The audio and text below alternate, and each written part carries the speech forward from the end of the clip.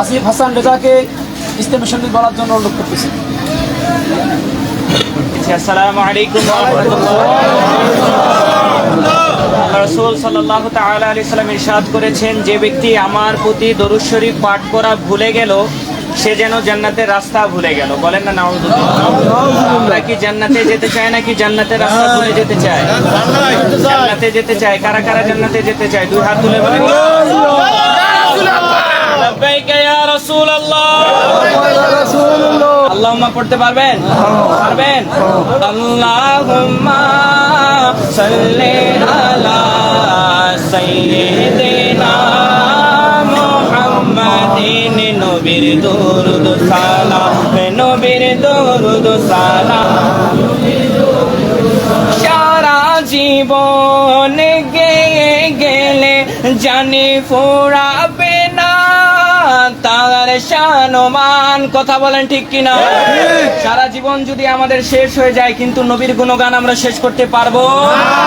সারা জীবন গেয়ে গেলে জানি ফোড়াবে না তার শানমান।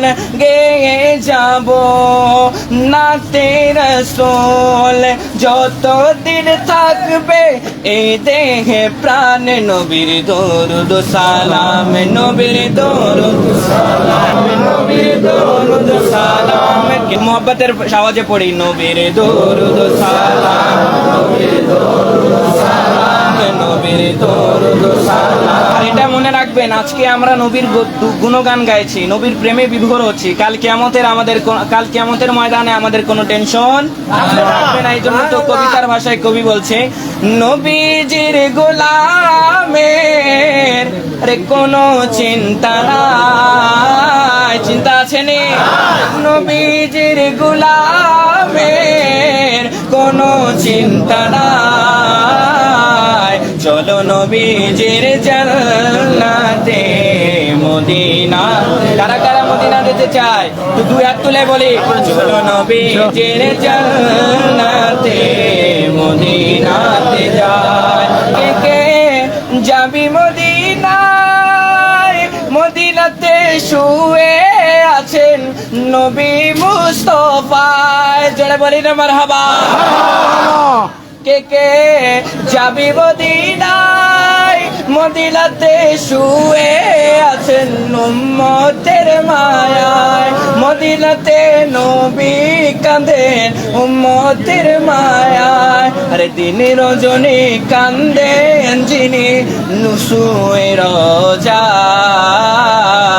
চলো নবীজির জান্নাতে মদিনাতে যায়। চলো নবীজির জান্নাতে মদিনাতে যায়। বলবেন হুজুর এত নবী নবী করেন, নবী নবী করলে কি হবে? কারণ সেই কিয়ামতের ময়দান, সেই কঠিন সময় এমন সময় হবে যখন নফসি নফসির আলাম হবে, যখন বান্দা এদিক সেদিক দৌড়াদৌড়ি করবে, নফসি নফসি করবে। যখন তার একটা নেকি কম হবে সে দৌড় দিয়ে যাবে আদম নবীর কাছে। আদম নবীর কাছে যায় বলবে, ওগো আদম নবী আমার একটি নেকি কম হয়েছে, একটি নেকি দান করুন। তিনি বলবেন ইসাবু ইলা গায়রি, আরে আজকে যা অন্য কারো কাছে চলে যা। এইভাবে সমস্ত নবী রাসূল কাছে যাবে। পৃথিবীর মধ্যে দয়ার জন্য, মায়ার জন্য, মমতার জন্য মায়ের উপমা দেওয়া হয়। কথা বলেন ঠিক কিনা? কার উপমা দেওয়া হয়?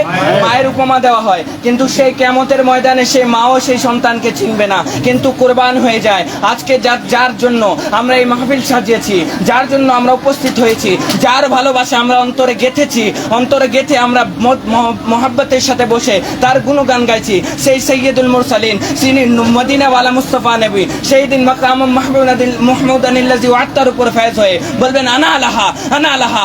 আই বান্দা এদিকে আয়, এদিকে আয়। জোরে বলেন না সুবহানাল্লাহ।